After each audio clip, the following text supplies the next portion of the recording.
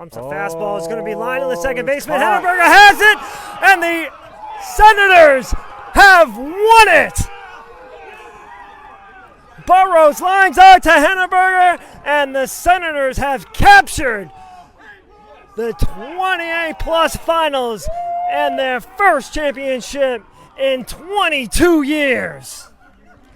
What a game. What a game. What a game. What a series. What a series. Personally, it's something I worked toward for a long time. I've been managing this group since 2012, and finally to get the championship was really special. For the team, it was validation. These guys showed up every single night and really worked hard, and you could tell that they wanted it with this group. And I was real proud of this group and proud for the alumni. The Senators have been around for 35 years, and we have a big following, which is great. And I was very proud that we were able to get our second championship. I was not part of the first one, which was 2003. So it's been 22 years. So I was very proud of this group, and and it was something that was special for the alumni as well. And for those unfamiliar with your team, Mike Smith won MVP, and he had an incredible postseason. So describe his impact on the team for those unfamiliar with your team, and why he's such a dangerous hitter or just overall player. Mike's just one of those guys that he just wants to play the game at the highest level. And you know what you're going to get out of Mike Smith. Mike has been in the league for several years, won many championships with the South Shore Spartans. And it was special to see him be on the mound and also win a lot of those games that we played in extra innings, which was one of the craziest moments around that I've seen and been involved and part of, playing in a 13-inning game, and a 12-inning game, and an 8-inning game. And Mike Smith was part of all three of those at the plate, which was great to see. And, if you don't know Mike Smith's a former professional pitcher for the Toronto Blue Jays. And it was just great to have him on the team. Nothing really, he wasn't fearful of anything. So it was always great to see him get up at bat, because the bench, you knew that he was going to come up clutch. Speaking of one of those games, him and Brock Riley were basically engaged in a pitcher's duel. I believe it was September. Well, it was a couple weeks ago. I forget the exact date. But that game, your pitching staff combined for 21 strikeouts. So kind of describe all the emotions that came with that game. You kind of touched on it a little bit earlier in your last answer, but if you want to expand on that a little bit more, and then how did that propel you into winning the entire thing? Yeah, I mean, what a great game. We knew going into it, it was going to be a battle with the Lowell Angels, and we knew that they had a great pitcher and with what we had as well. They had Brock Riley, we had Mike Smith. The game was a roller coaster. Every inning felt like it could go either way, and both pitchers were lights out. Our guys just kept on grinding and was able to work every single pitch, every count, every inning. And we finally got the Brock in the 12th inning. Brock Riley going 12 innings, that's amazing. You mentioned that our pitchers had 21 strikeouts. I was lucky to have two great pitchers going that night, Mike Smith and my closer, Steve Fleury, who had to pitch the last 5 innings for that game. And what a special moment to clinch and move on to the finals. But it's something that we'll never forget. It's funny because at this age, we're still playing a kid's game. And the fact that we were able to play a game like that and enjoy it afterwards was a great moment. And actually, we had a big group of alumni there that night. And it was funny because a lot of them probably were ready to go to bed because the game ended so late.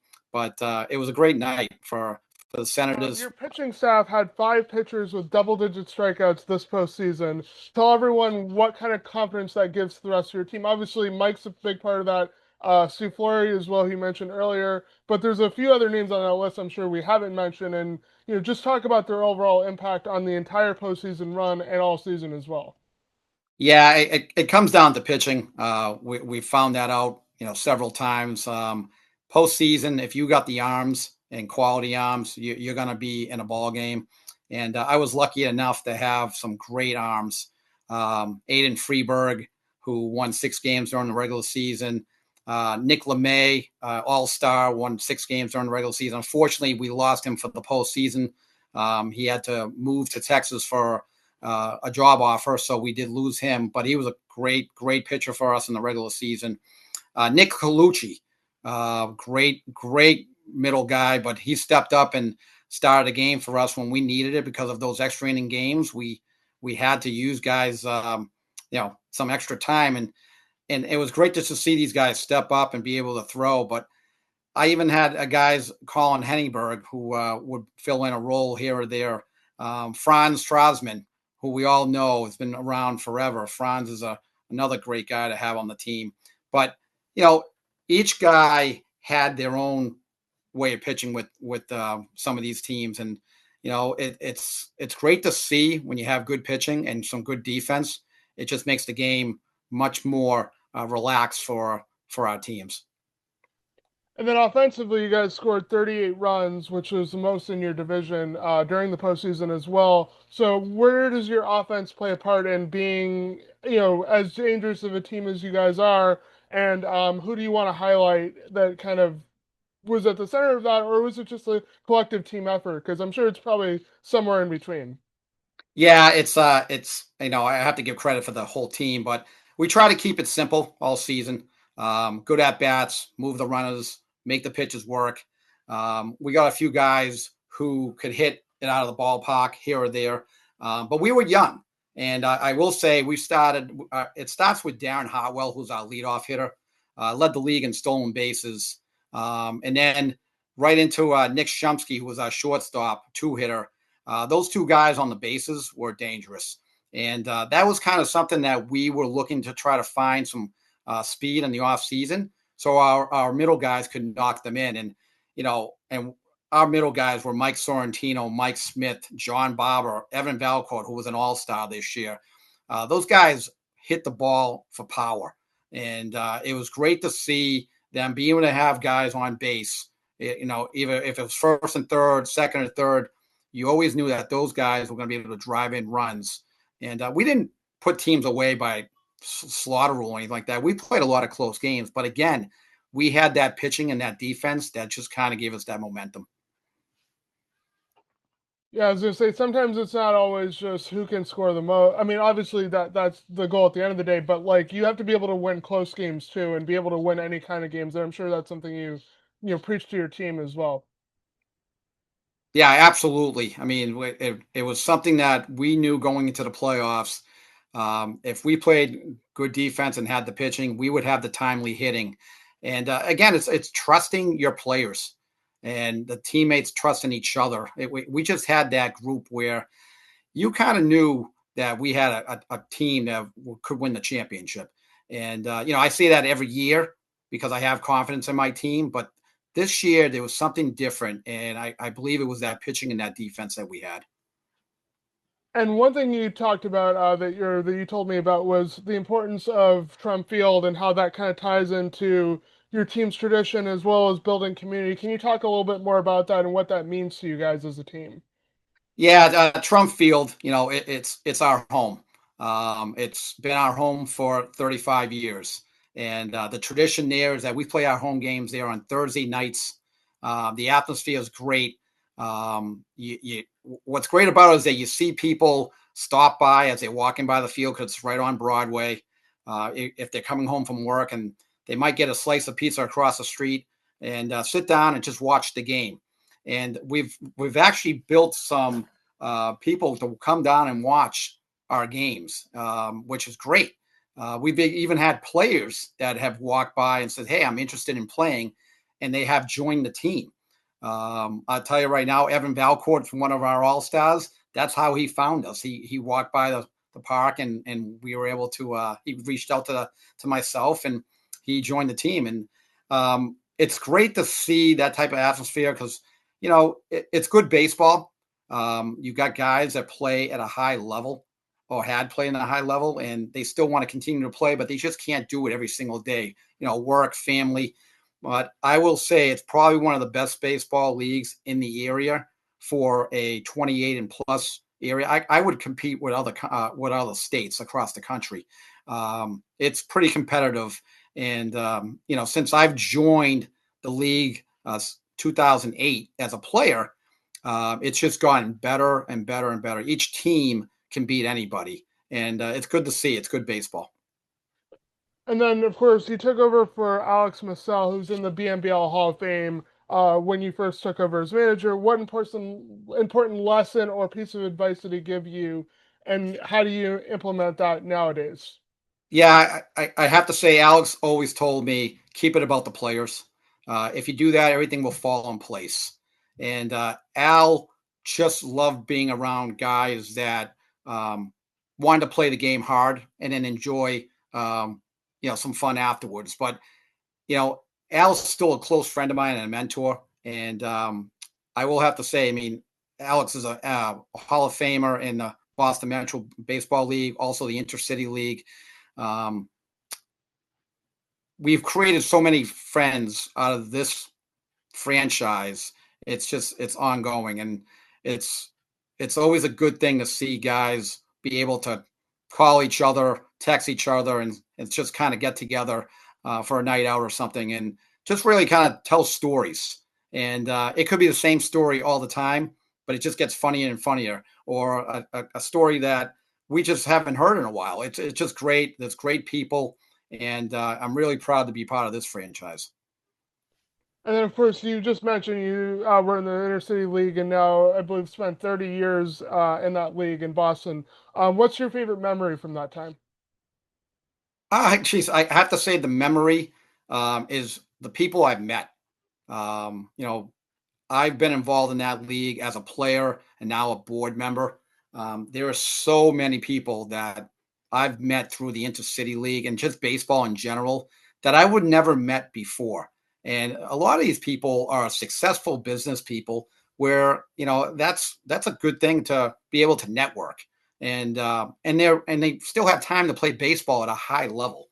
The Intercity League, I saw a lot of great ball players. Division One, I was able to play with players at D1 that maybe even went to the professional level, if it's minor league or even the professional levels. I mean, we've seen all types of guys.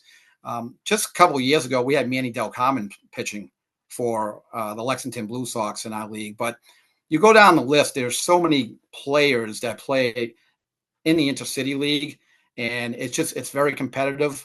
And to be honest with you, back in the day, if you didn't play down the Cape, you probably played in the Intercity League or the Boston Park League. If you were a local D1, 2, or 3 player. So it's just great baseball. And they just celebrated their 75th year this past summer. So it's still amateur baseball in New England is probably one of the strongest across the country. And of course, you have had a pretty busy baseball season, also being the head coach of the Medford High School team that won the Greater Boston League title last spring, upsetting Brookline. So you want to talk a little bit about that and kind of how that came about, and just anything you remember from that, because obviously, pulling off a big upset against Brookline must have been a lot of fun to do.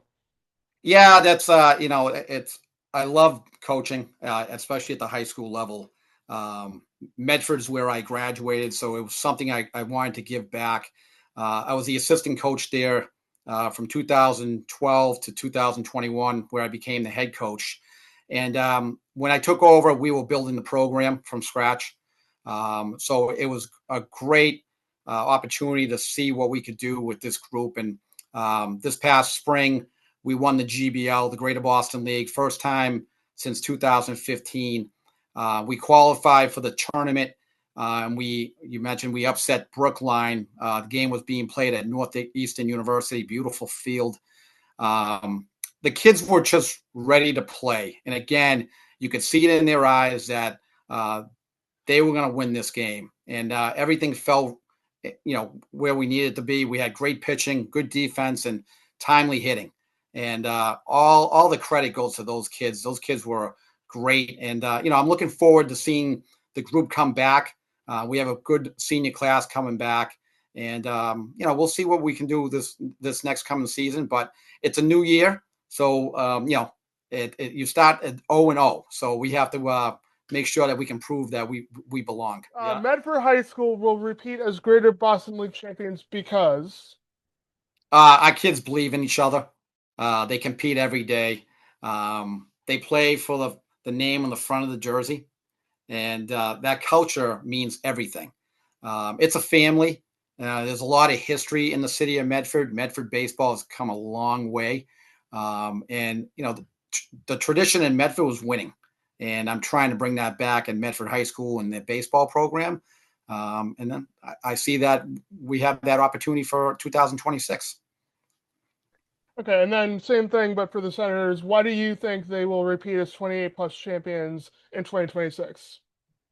Well, it won't be easy. I know that because I've already gotten the text messages saying we're coming back to try to beat you guys next year. But we've built a culture, accountability, and trust.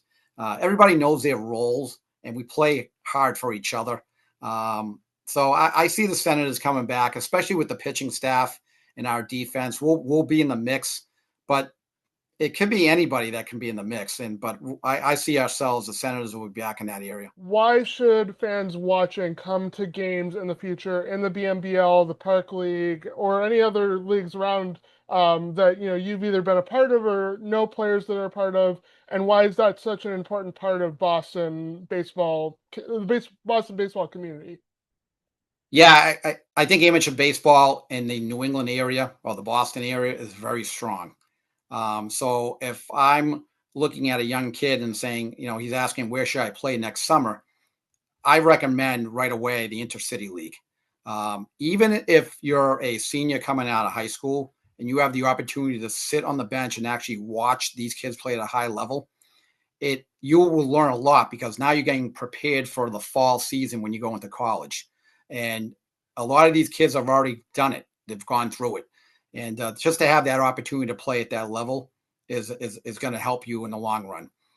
In the Boston Metro Baseball League, guys that want to play and they just can't do it every day, but there's a couple of times a week. I mean, each team has one or two great arms. And when you see that type of baseball, you want to be involved with it because you're competitive. So I really believe that the Boston Metro Baseball is one of the best 28 plus leagues in the area. And, even the 38 plus league is very strong. I watch a few of those games. I know I have some close friends that play on some of those teams. Baseball in this area is very strong across the board, and I see very good success coming up in the future.